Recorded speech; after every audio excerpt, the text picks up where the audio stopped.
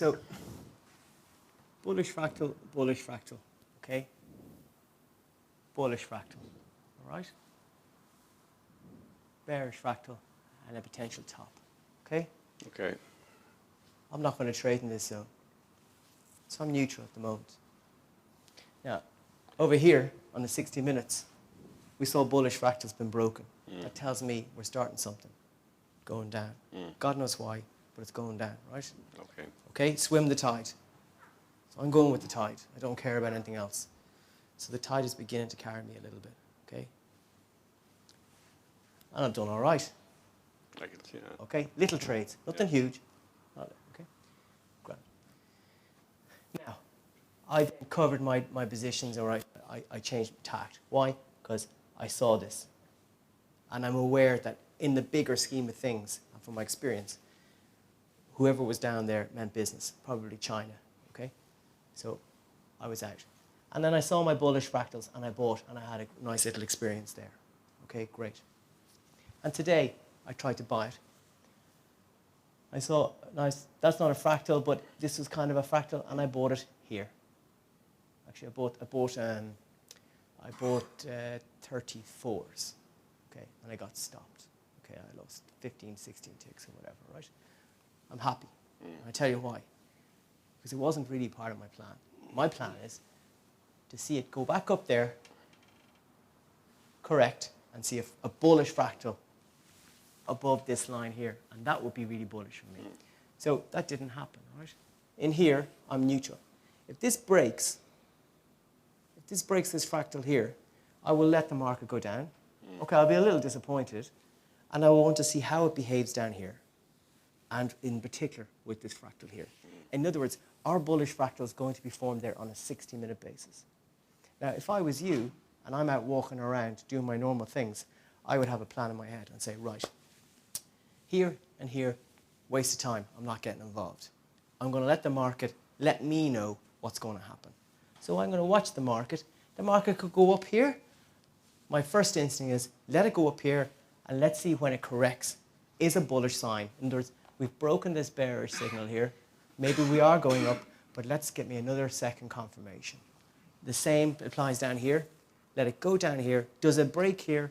And does it retrace a little bit and fail again? That to me is we're going to attack this line and go lower. So I would let the price action happen here, and then I'd start getting busy here. I'd let the price action go up here, wait for the correction, and get busy there. Why? Because instead of buying the top or selling the bottom, I've reduced my entry. It's making me a lot cheaper. Secondly, I know if I buy here, I can put my stop here, which is really cheap, or even better, underneath it for 250 ticks. I can put my stop there. And the rules of fractals are, in my theory anyways, they shouldn't go lower. And you've seen it on the weeklies and the dailies. They don't. And what happens is once you get that acceleration and you have your stop here, you've got so much room, you can breathe.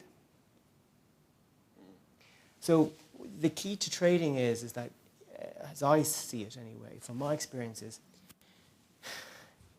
I'll give you an example. When Greece had their austerity approvals in the parliament, down tools, don't get involved, right? Let all the busy fools get involved in that. You know, there's big swings. You know, I wouldn't be bothered trading now over non-farm payrolls. I wouldn't be trading now when, you know, come the 2nd of August. I'd be on holidays because you can't cope with all that. What you can cope from a professional perspective, and you're able to apply these professional rules, is you can let the market, again, the tide goes this way, it corrects. It'll send you a signal. And if you believe in the signals and you believe in the tide and the trend, you can get short there, and it's an economical level. Or if the price goes up, and it confirms that it goes up, and you can and the fact that you know, like the tide, it does come back a little bit, you're able to participate in it. And the thing about it is that, and I'll be honest, this is from personal experience, the further it goes up or the further it goes down, normally psychology would tell you, I've missed the move, it's never coming back. Guess what? When I was here last in May, the euro was trading 141. And I remember Fergal and we were all thinking this euro is going to go down.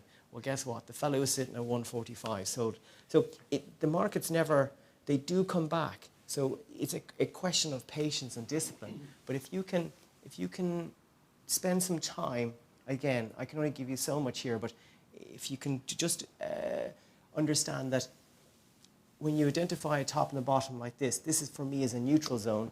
Let the price action go down or go up, but wait for the correction and then get involved. I'll try and give you some more examples of that. Actually, Gavin, can I ask you a question there? Yeah. You started out the weekly chart and you Yeah. identified a kind of an uptrend. Yep. Can you just explain to me the relationship between, you look at a number of different time horizons on the chart, Yeah. okay? You identify a number of potential trades. Yeah. What's the kind of time horizon of those trades? If you're trading a weekly chart, I know you should look at 3, but when it gets down to it, how long are you holding for? Well, I think the thing about it is that when you look at the weekly charts, the weekly charts will tell you when there's, again, I think I said about charts and lines. I don't really like them to use them for telling me where the market is going to go. I just like them to tell me when there's a significant trend change. In other words, as you can see, since May, 2009 or whatever,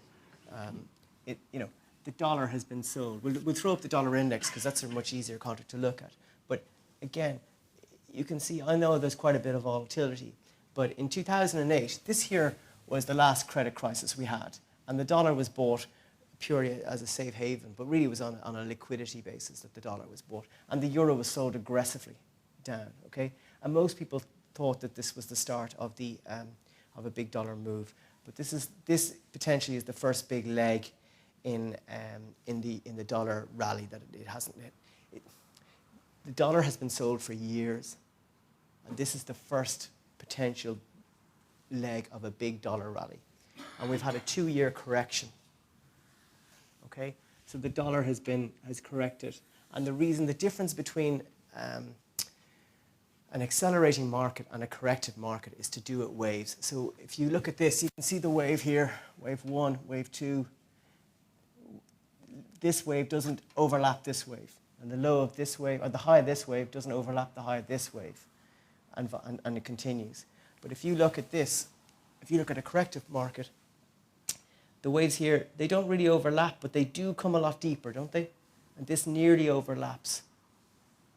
This is more corrective, and it's much more irregular, the price action, okay?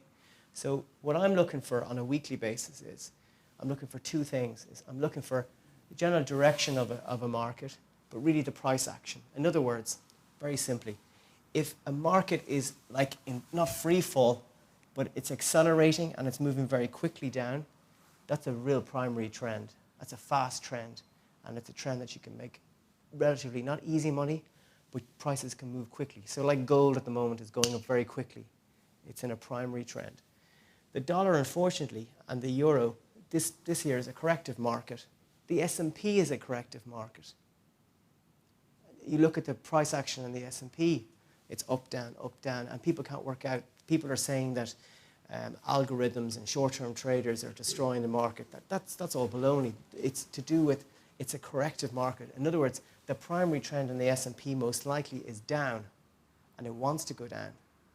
But what you have is you just have this corrective period that can last for 2 or 3 years, and this is what's happened to the dollar. So what I'm saying is here is I'm using my trend lines on a weekly basis to show me, acknowledging that this is a corrective market, and at the moment, over the last year, that the dollar has been sold and the euro has gone up. But if we break 130, 135 even, and if we start seeing an acceleration like here, it means that the magnitude of the move will be quite significant. So in other words,